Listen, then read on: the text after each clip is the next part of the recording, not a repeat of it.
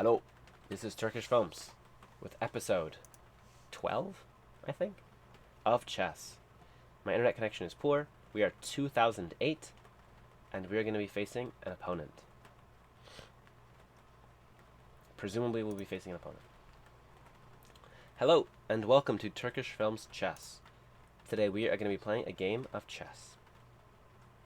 My current rating is 2008, and we will be facing an opponent of a rating. I know, pretty insightful.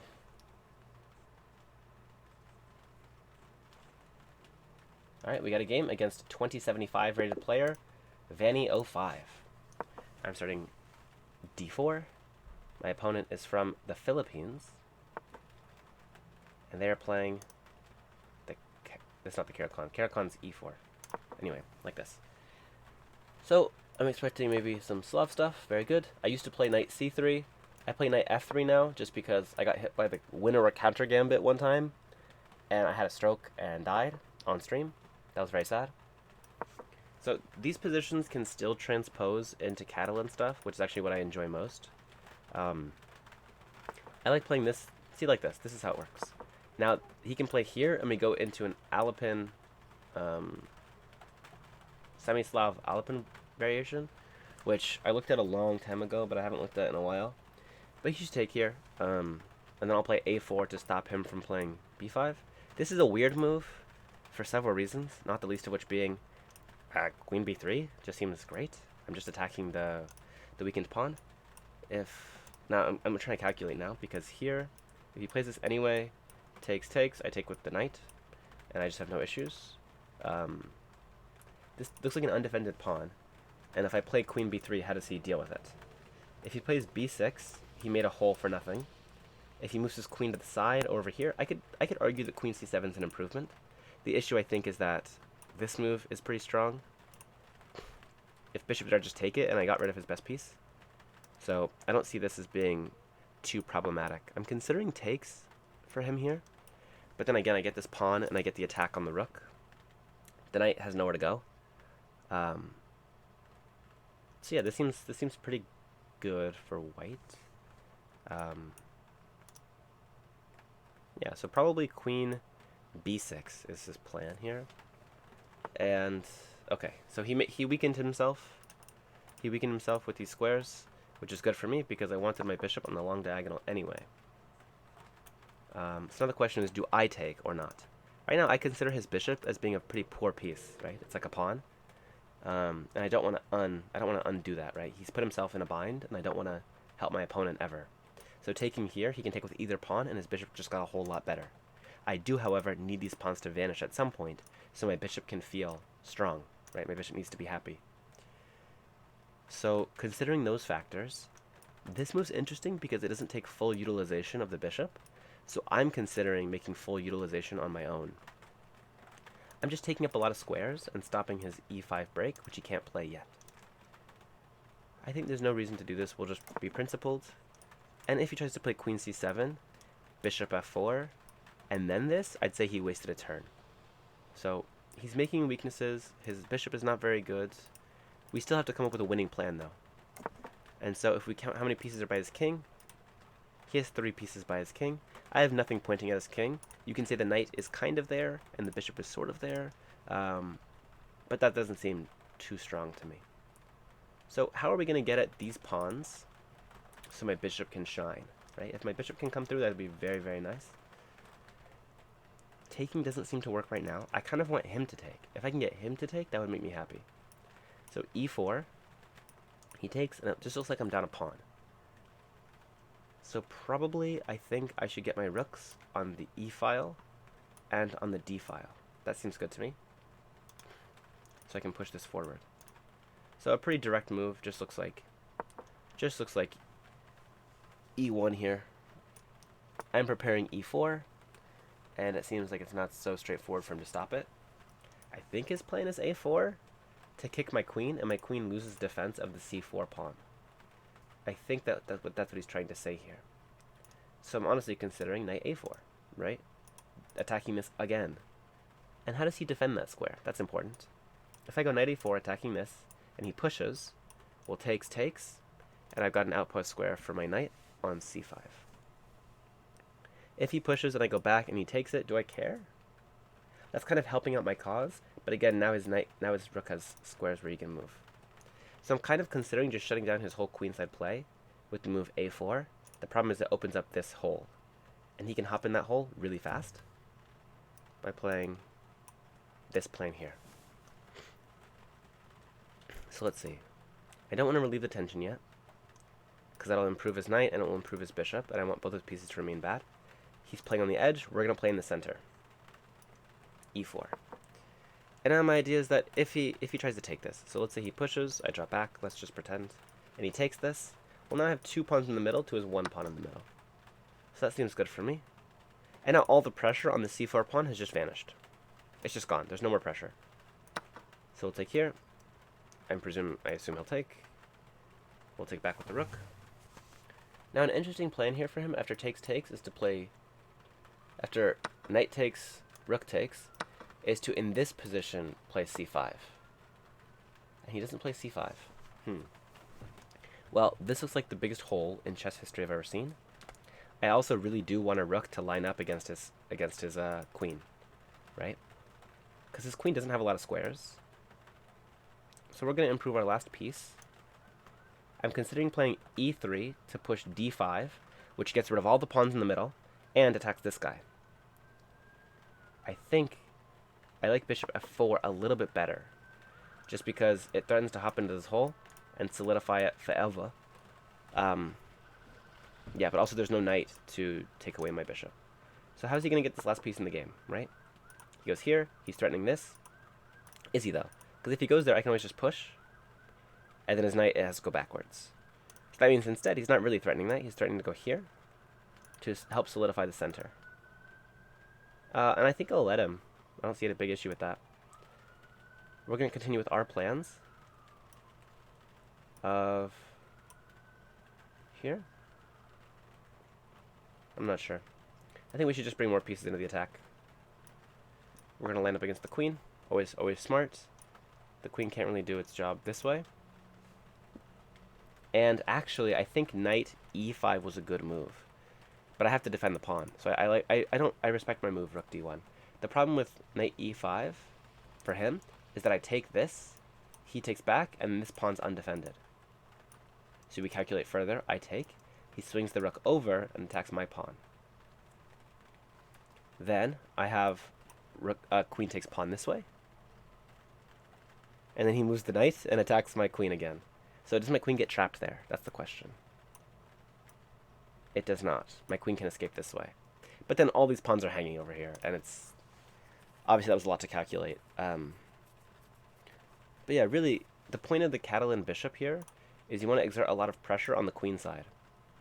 So I'm not sure if this rook is really serving a purpose in that goal, right? He's making progress on the queen side, not me. And he has, you can see, 4 pieces here to help out with these pawns. And all I've left myself with to help out with these pawns is my queen and my bishop. And that's not quite equal enough. I think my dark square bishop is really phenomenal, and for it to help out more, because it's doing a masterful job keeping a rook off of the b8 square, keeping anything off the b8 square. What I'm considering is if it's worth it to put my bishop on d6, gain a tempo against the rook, and weaken up his king. This move seems strange to me. Probably the goal is to play knight to c7. It does leave this knight undefended, but I don't know how readily I can use that right now. Also, I just realized that on bishop d6, there's bishop e7. So, because the position, I think, is he's going to try to open the position soon, I think we should hop in now. And if I get to take this, queen takes, I take the pawn, and the whole thing happens the same, except for now the knight's undefended, so he's 1 tempo short. So we're going to play that tactic that we set up before. Obviously, he can just take it, but then I have 2 bishops. And if I tell you I have 2 bishops, what else do you need to know about the position? Now, if he takes this, what do I take back with? Taking with the bishop, whoa. That was very unexpected. Takes. I think I can take this first. That bishop's really bad, though. That's the thing. This bishop is horrendous. So horrendous. I think I can take, though. It seems so sad to do that, but I think I can do it. Okay, we're gonna take once. This is sad because it opens up his pieces. And now this attacks a pawn. Huh. I'm not digging my position. Also, I'm so low on time. We just gotta start doing stuff instead of not doing stuff. We're gonna drop back. Releasing the bishop. And hopefully I can swing my rook over or something. I'm losing the thread here, I can tell. But this is a fairly open position, so if I can trade the bishops, or actually if I can get rid of his knight, that'll make me happy. Here, and then his plan is to take this with check. Not a bad plan. Yeah, not a bad plan. So I think we push. And if he takes it, I take with the rook. Whoa. Okay. That looks like a free pawn, but I'm guessing it's not. For reasons. Like that. He's giving me so much to think about, and I really don't have time to think of all this stuff. I don't see why this doesn't work.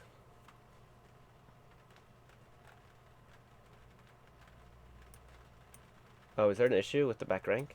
No. I just take with the bishop first, I think, every time. And taking with the bishop works, I think, because taking the f7 pawn is check. So I always have time to escape, I think. And f4 just defends everything, I think. Yeah. And now I have lift. Queen here gets rid of the lift, but I don't know. I'm just not that scared. This is a fork. It looks like a fork.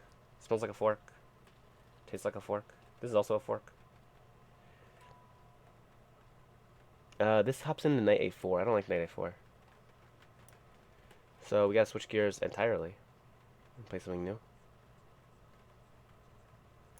Yeah, I guess knight a4 here. I'm hitting the a5 pawn. I don't like that I'm putting my piece on this line, and there's like this stuff, and ugh. Yeah, that's sensible. He's trying to do stuff to my king. So let me move my king away. Like this. I didn't want to go here, because then I thought that he has like knight, and that seemed bad. So now it's this move. And he can just take twice, I think. You can tell my analysis has gone downhill quite a lot. Oh! No. Okay, this is okay, I think. Maybe it's okay. I'm using the term maybe very loosely here.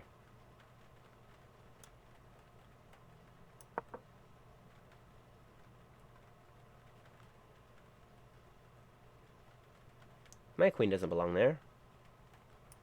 My idea was this.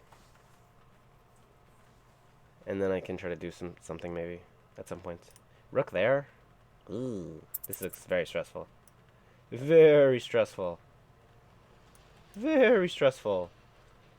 He's threatening a lot of stuff. Queen here and queen here. Both those moves look awesome to him and very bad for me. So rook here, trying to deflect him for the back rank. Check here, check. That's checkmate. So let's not get checkmated. Here, check, here. There's got to be a mate for him there somewhere. Yeah, I think I'm just dead, honestly. Well, that's unfortunate. Yep, that gets checkmated immediately. Yeah, it's all over.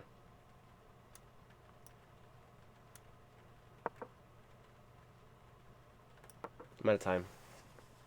Dang. 2 games in a row, I lose 6 points. I'm only 2002 now.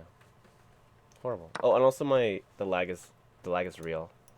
So I had more time than that. It's unfortunate. So we're gonna go on a little bad streak here. We're not gonna assess this game.